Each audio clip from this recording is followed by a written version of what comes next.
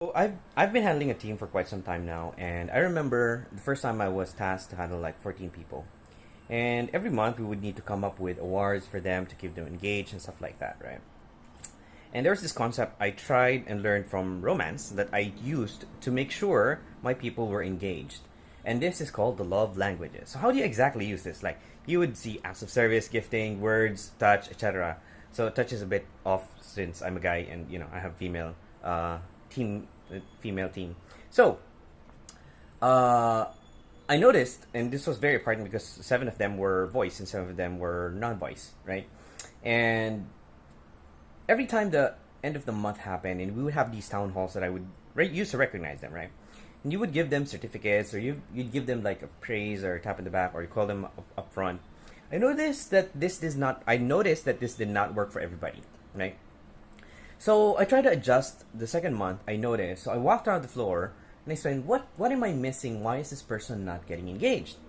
So I looked at her desk, and I saw that she had a lot of these mini figurines, right?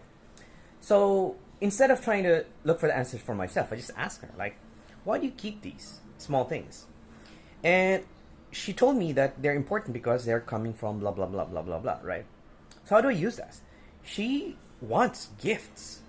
So if you tell her that she's good in the town hall verbally, or give her a pat on the back on the stage, or give her a certificate, it might not work as much as you give her a small memento that she can keep and put on her desk.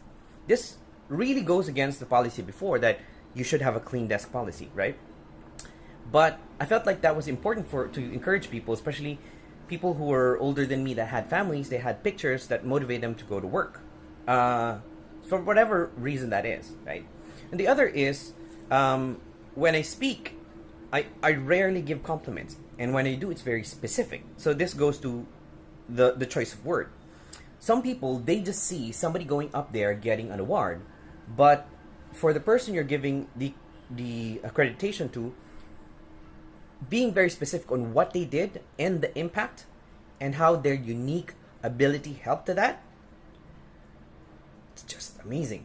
You know, the impact of something like that, when you give a very specific compliment, just moves mountains. So every time you're gonna compliment someone, make sure that it's very specific to their needs and the way they want it.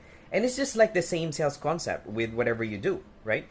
You don't need to sell your best product. What is best is defined by the customer. It should be sold to them the way they want it to.